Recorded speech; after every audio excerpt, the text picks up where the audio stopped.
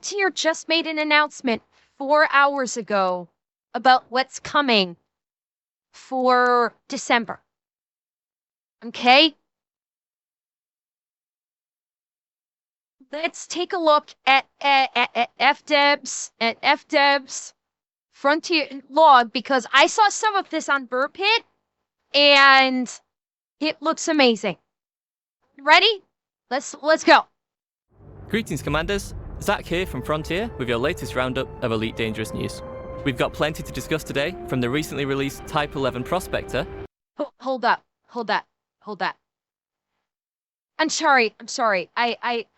There's something I need to address first. Something very, very important. This is like really important. I need to address this. This just came up, and I have to say something. Iron. Shut it.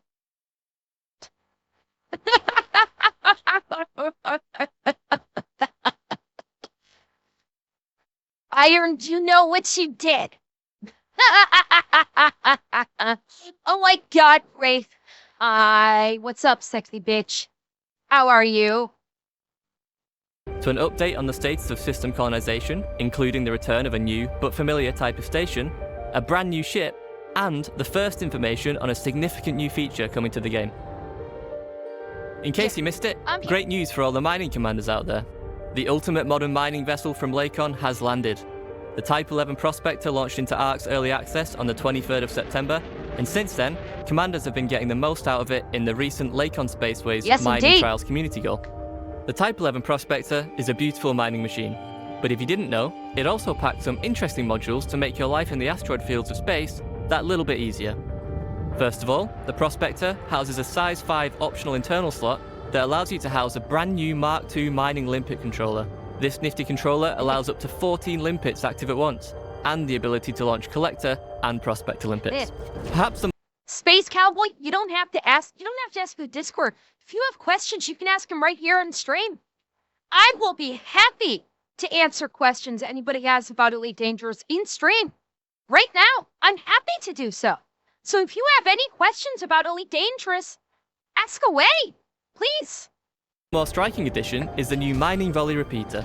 This new mining tool is only available on the Prospector due to its Mark II large mining tool hardpoint. Yes, word on. And it packs. Yes, that's like for me. Yes, the Mark II does allow you to basically do 14 limpets simultaneously, but more than that, okay? It's more than just doing it's just more than 14 limpets simultaneously. The limpets have a faster travel speed too. No, not 4014. 14. The new Mark II multi-controller can do 14 limpets simultaneously. So those are either Prospector limpets, of which you can only have one in play at any given time, or you could do 14 Collector limpets, all working simultaneously. But the whole big thing with the Mark II controller is the limpet travel speed is faster. It's not simply you can pump out a whole bunch of limpets simultaneously. The limpets are moving faster than the standard Collector limpets. That's a big part of it, is it's a faster limpet speed. So when you're mining, the limpets will collect the material like twice as fast. That was the big draw for it. And could the Type 11 be used as rat ship? Technically speaking, yes. Would it be a good rat ship? No. A rat ship is dependent on one extremely crucial factor, jump range. And unfortunately, the Type 11 does not have the jump range to make it an effective kill rat ship. When, the max jump range on a Type 11 fully kitted out for ratting would maybe be 25, 30 light years. Maybe. I haven't actually kitted one out to test it, but it would probably be 25, 30 light years max when, fully engineered frame shift drive plus a booster, stripped down of everything except for a cargo rack and a fuel transfer limpet controller. You're going to get maybe 30 light years at most. And you're competing against ships that have 80 light year jump rate. So, alas, no, the Type 11, unless you're like doing it for the memes, the Type 11 is not an effective fuel rat ship, unfortunately.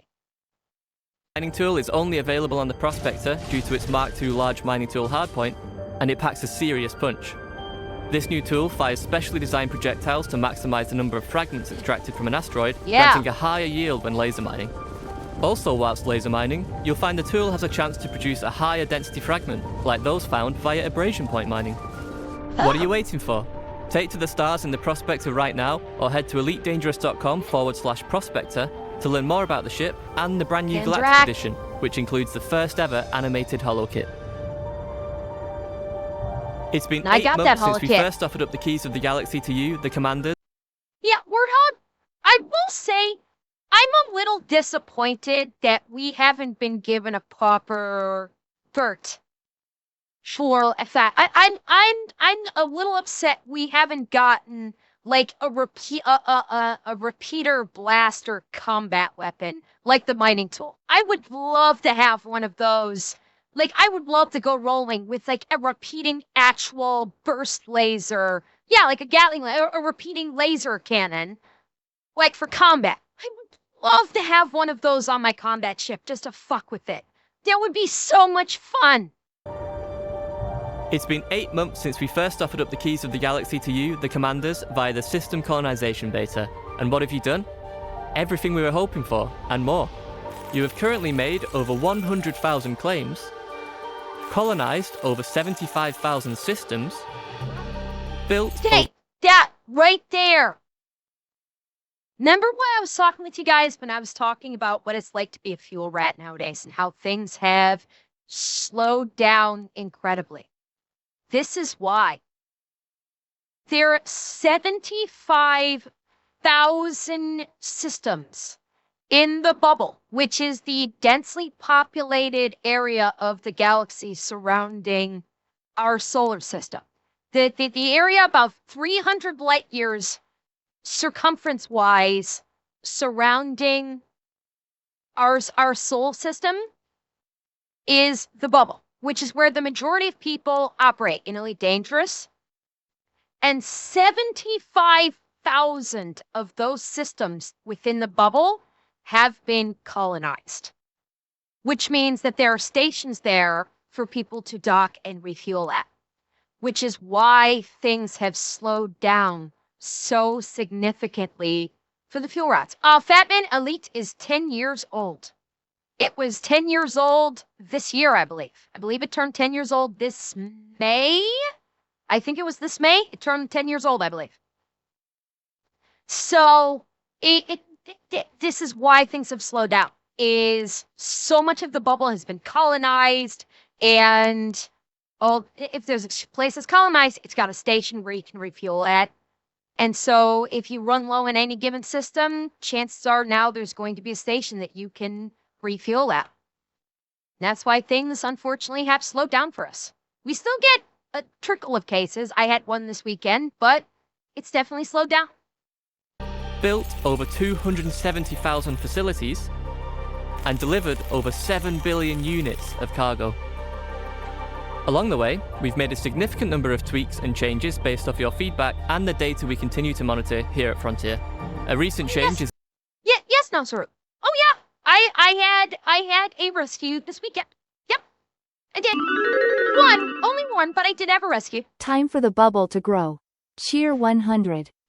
Actually, JRC, I'm kind of the mindset to burn the bubble. There was a video that we watched many months ago called Burn the Bubble, of the idea of basically destroying the bubble and like having encouraging people branch out into the galaxy, like get rid of that bubble and have mini bubbles all over the galaxy so everything is not densely compacted around the Sol area. There's my station, chat. It's Snodgrass Landing. My station is called Snodgrass Landing. Yes, the surface station is. And yeah, Tanashi, with colonization, unfortunately, that's probably not going to happen. Now that colonization is in full swing, there's no chance. There's bare minimal risk of burning the bubble. Well, yeah, the second bubble is the one that's probably going around Colonia, would be my guess. I'm guessing the area around Colonia is getting significantly built up. If I were to, I imagine. Changes based off your feedback and the data we continue to monitor here at Frontier. A recent change is the ability to demolish previously completed or in-progress construction efforts. So, if you're a commander focusing on just one system, you now have the opportunity to edit your system if you like. Another neat change from the September update is the ability to see system colonization commodity requirements when selecting a system on the galaxy map.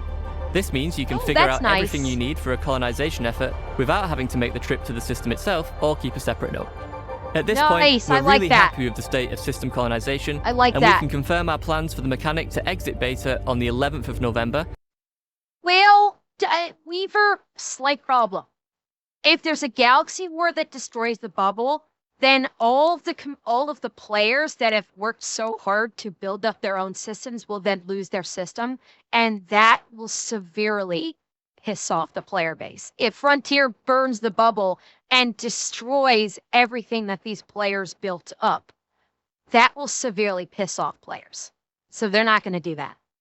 Colonization, and we can confirm our plans for the mechanic to exit beta on the 11th of November with an update that contains a significant amount of bug fixes and quality of life improvements across system colonization, power play, and the BGS. But what does the end of beta mean? For us, exiting beta means we're happy with the feature set. And I'm pausing a lot, I'm sorry. Winslow, you're right. I think you're absolutely right. I think a more engaging scenario would have been to burn the bubble, like have the Thargoids win the war. I think it would have been more interesting if the Thargoids won the war, and as a result, humanity gets scattered. And because of that, then colonization comes online, and now players can actually start colonizing outside of the bubble. You get opportunities where you may not necessarily need to be within 10 light years of an unoccupied system in order to, in order to colonize. But yeah, you burn the bubble down, so humanity just gets scattered, and then the colonization efforts rebuilds humanity throughout the galaxy, and then creates interesting, because now you have a whole crap ton of mini bubbles that offers interesting opportunities for story and gameplay, where you have to maybe you have to sneak into a system and don't be caught in there if you're trying to do a delivery. You have to actually use tactics, or you need to actually do full on wars, or that would have it would have been really interesting if that was the route they had gone, instead of just going, okay, now you can colonize, which colonization's fine. Colonization was a great addition, but they could have done a lot. They could have gone further with it. And yeah, if they burned down Wolheim Invasion, the Furuats might have put out a Reddit post and it would have been game fucking on. And general state of the mechanic. However, this doesn't mean that we're no longer going to be monitoring the data or listening to feedback. With the mechanics and balance now firmly in a state we are happy with, the team can keep track of how commanders around the galaxy are getting on in their efforts to claim the stars. Speaking of claiming the stars, have you felt like a certain station type has been missing from Elite Dangerous all these years? You may remember a bobblehead we released last year as part of the Ruby anniversary celebrations. Did you catch the hint? We're excited to reveal that the Dodec station type is coming to Elite Dangerous. This new station type, that commanders who played previous Elite titles may recognize, will be unlockable for 50,000 arcs on the 11th of November, alongside the update to system colonization. Let's dive into the details. Now, there is a little bit of a problem with this. I'm gonna let him explain I'm gonna let him explain the new station, but actually, it's no mechanism. This is not a D20. This is more than a D20. I will let him explain, but there is a problem. Oh yes, Space Cowboy. Oh yes, colonization has been around for months now. Absolutely. Hi, Destar. Thank you for the prime, by the way. Yeah, so there's a fairly significant problem with the new station. I'll get into that though. Well, I'll let him explain the new station first. Details. The Dodec signifies the current pinnacle of station engineering, a dodecahedron-shaped behemoth from Brewercorp. Sitting at the Tier 3 level, the Dodec provides your system with a higher population and standard of living, as well as increased tech level, wealth, and development level compared to its currently available counterparts. Perhaps the main draw for commanders is the interest that human tech brokers have taken in this new type of station. This unique service will be present in stations for the first time with the Dodec, meaning your system can become a great hub for reinforcing ships with some of the best technology on the market. The Dodec can only be purchased once. When you purchase a Dodec from the game store, you'll secure an instant build credit, which can be redeemed at any time to instantly fulfill the commodity requirements of a Dodec station in your system, provided you satisfy the usual system colonization conditions to place such a starport. Alongside this one instant build credit, you'll also unlock the option to construct a Dodec just like any other facility within system colonization via the usual resources. We can't wait to see this iconic staple of the Elite Galaxy stake its rightful place in the growing bubble in November. Next up, Okay, so here's the problem with it. To unlock this thing in the first place, you have to buy it with arcs. You have to buy it with 50,000 arcs to unlock it in the first place. It's not like the other stations where you just choose a site and you build it. You actually need to purchase this one first. And for reference, 50,000 arcs is somewhere around the neighborhood of 25 pounds. Like in terms of like their native currency, which is the British pound, because Frontier is out of the UK, 50,000 arcs is 25 pounds. Well, Kinklefingers, it sounds cheap, but here's the thing. Elite Dangerous itself costs less than that. You're buying an asset for the game that costs more than the price of the game itself. And that level of monetization is slightly concerning. That to get one of these stations, you need to pay more than what you paid for the game itself.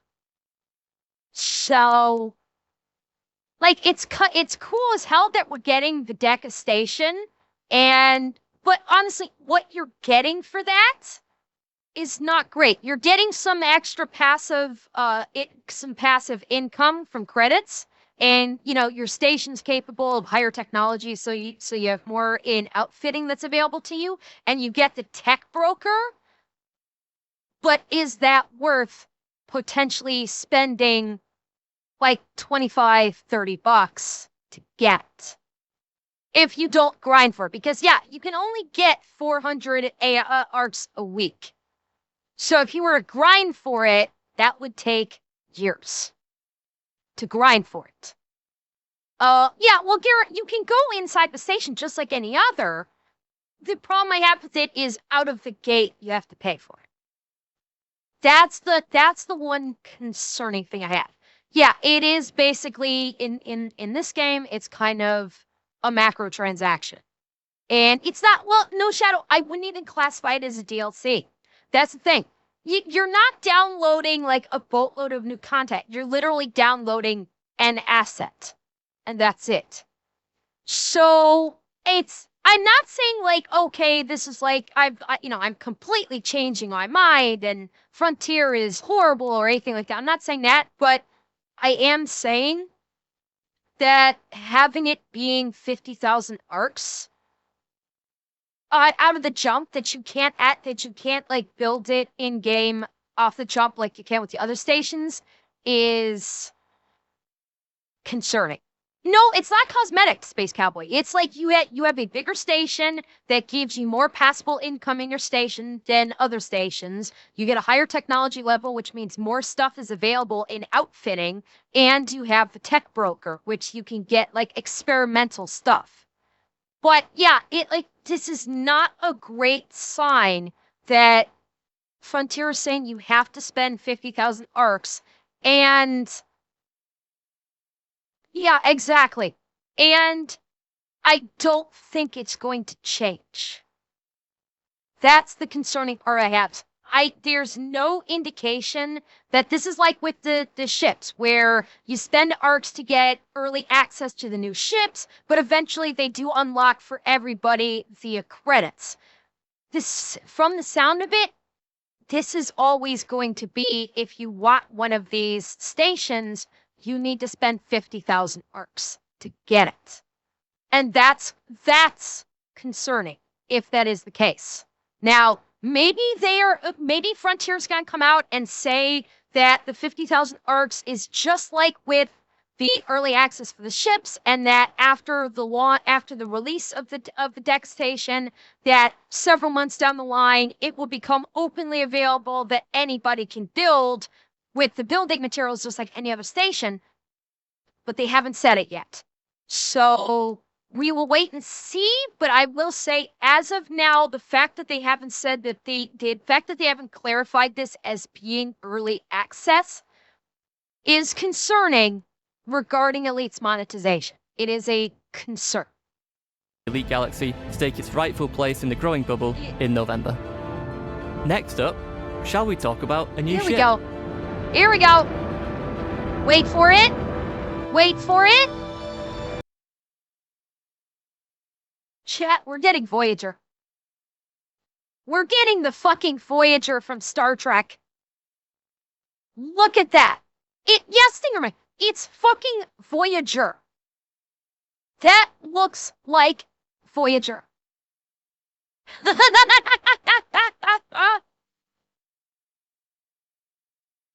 at that. And yes, I thought the exact same thing. When I saw this on the burr pit, I went like, that's like, and my first thought was Enterprise, but then I saw the configuration of the back half of it. I'm like, no, that actually looks more like, and the front half, I'm like, no, it actually looks more like Voyager than the Enterprise. Uh-huh. Here we go. Shit. There's it. I want one. I do. I do want one of these. But yeah, I mean, that looks like Voyager. Actually, hang on. Hang on.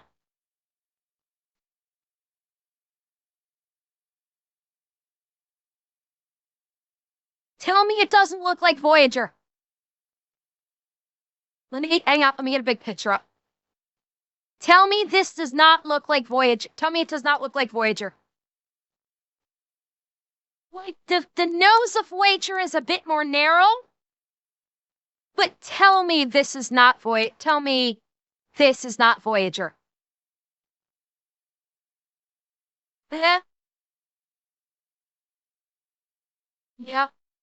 It's Voyager. And yes, I mean, of course this has engines because, you know, Frontier had to make a legally distinct spaceship. But, yeah. Well, I mean, Shadow, we don't know if it comes with the fighter bay or not.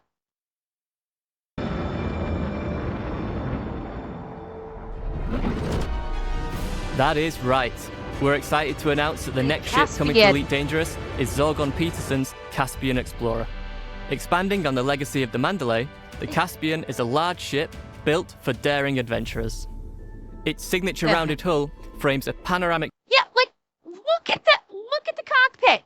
Even the cockpit looks like the bridge of the Enterprise. Or looks like a bridge of Voyager. Like, okay, call it whatever Star Trek specific ship you want.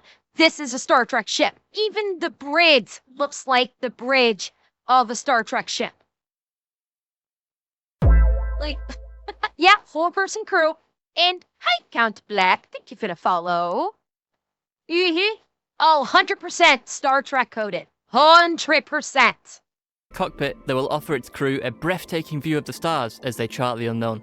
Assembled in the same shipyards that produced the legendary Panther Clipper Mark II, the Caspian Explorer's internal structure is compatible with some new Mark II modules, including a breakthrough frameshift drive that takes neutron supercharged jumps to a new level.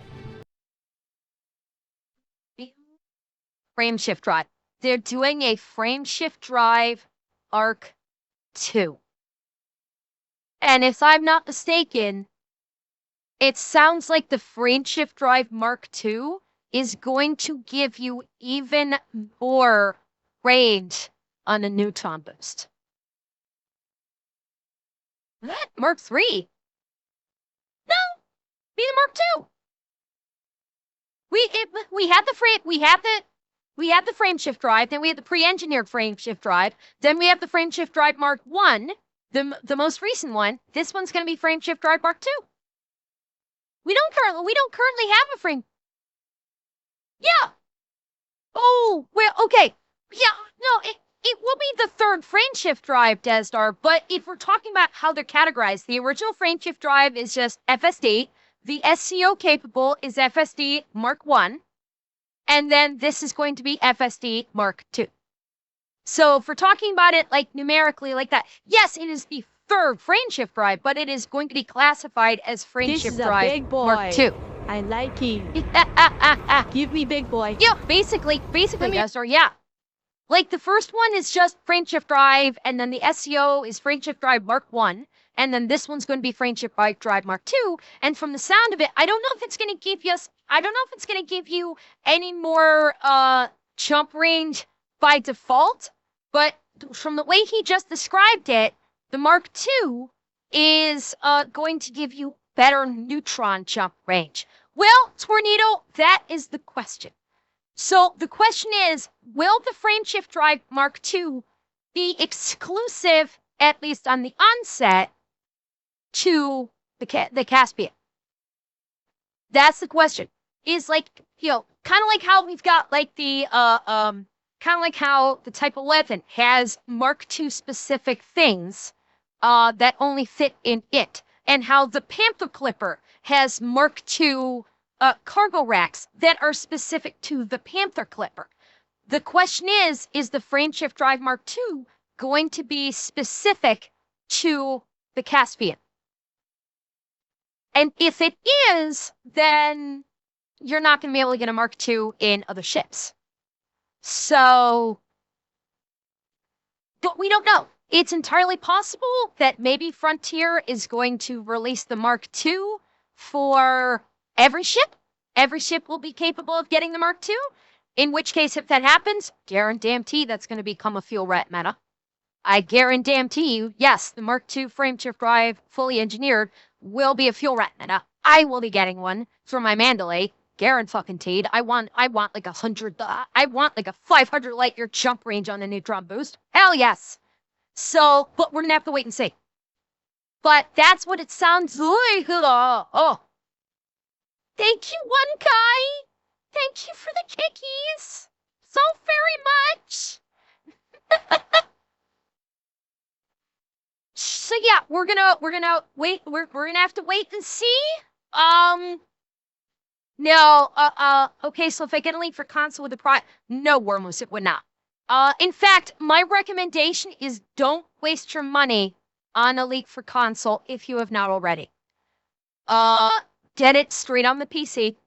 Just if you are looking to get Elite, get it on PC. Don't purchase it on console. You're wasting your money. Because not only will you be purchasing for console, if you eventually port over to PC, you're still going to need to buy a copy of the PC version. So don't even, if you have not already, don't even purchase the console version. If the first version you're going to get is buy the PC version straight away. That's my advice. Don't even bother with console anymore because console is unsupported. It has been supported for use. Console support ended years ago. You get none of the new stuff. A breakthrough frameshift drive that takes neutron supercharged jumps to a new level. Thanks to a sleek landing profile, the Caspian can also touch down more easily on rugged planetary terrain, defeating icy ridges, volcanic plains, or jagged cliffs. Mind that gravity though. You might even spot an interesting plating pattern on the hull, but we'll see. Yeah, there was talk about this. Apparently Okay, is it just me or does the front of that ship look like it is from Star Trek? You just showed up in the chat, didn't you, Pirate? You just got here, didn't you? That was the first thing I said. It looks like Voyager. That was the first thing I said when it popped up on screen. Well, yeah, it's like I watched when I was watching the burn pit, they were saying that the hull has like a honeycomb pattern on it. So, and a honeycomb pattern is a way to redistribute weight while keeping your materials lightweight. It doesn't really look like the Defiant because it doesn't have the parts sticking out of the Defiant.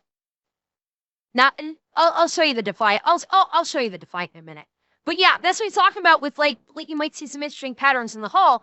The hull has a honeycomb pattern on it, which is interesting. Save that for another time. We'll reveal more soon, but we're happy to announce that the Caspian Explorer is due to enter Elite Dangerous via ARC's Early Access in December. At the start of this year, we laid out the roadmap for 2025, including 4 new ships and 2 feature updates. We're going to take a little bit more time than initially announced to bring you the winter feature so that we can focus on improvements across power play, system colonization, and the BGS in November, as well as making sure we get the feature itself right. With that in mind, we're now aiming for an early 2026 release. But that doesn't mean we can't talk about it. We're thrilled to announce that the next major feature coming to Elite Dangerous is titled Operations. Operations are a new set of multi-phase scenarios for Odyssey players to engage in. These exciting new scenarios can take place both on foot and in space, and are designed to offer you and up to 3 other commanders challenging obstacles to overcome. Operations will give you a chance to explore some parts of Elite Dangerous never seen before. For example, one of the launch operations will see you explore the internals of a megaship for the very first time in a hostile environment. In one scenario, for example, you may start with high-octane ship versus ship combat, and after depleting enemy forces, you and the rest of your team board a megaship to continue the assault on foot, exploring newly created areas. Interesting. The initial release... Oh, interesting. So it's sort of like you're doing like Spec Ops missions. Yeah, and desert. Yeah, I agree. This is probably going to the operations is probably taking place in HIP. The HIP what 97? Fuck, what is it? 9786? Or 97? I forget the damn system, and there's so many HIP systems. But yeah, the currently permit locked HIP system that has been the subject of the community goal stuff that we've been doing. Yeah, I'm guessing what I'm guessing is going to happen is the superpowers are going to basically say, fuck this shit, we're done with this permit lock nonsense, and you as a commander, your job is to basically, breach the permit lock on the HIP system and find out what's going on. And so you'll be doing you'll be hitting up mega ships. You'll probably be doing data mining to get intel to bring it back to mission givers. And that's my guess is what's gonna be happening. Will launch with multiple operations, with more being added over time and at And varying maybe levels of planet-side ones difficulty. too. In the long term, you can expect some operations to revolve around combat, some around mining, and more elements of Elite Dangerous as the feature expands. Operations will be Leo, permit lock means nobody can go. You cannot jump into the system. If you try to jump into the system, it won't let you even plot a course.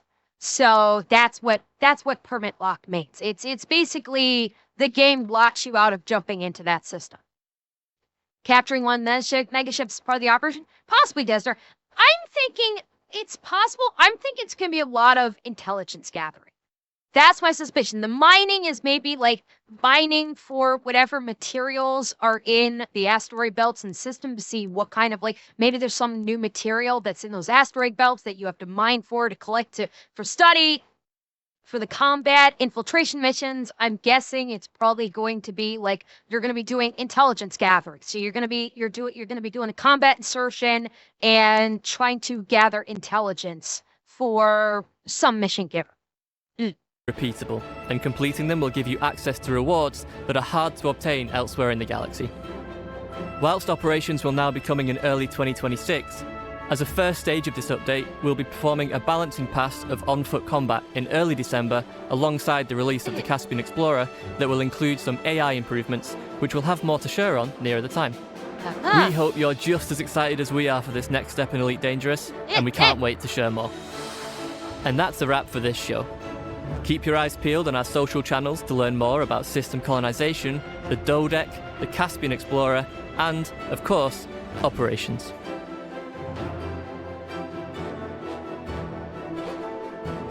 That looks good. That looks real good. I'm excited. I am absolutely excited. Yeah.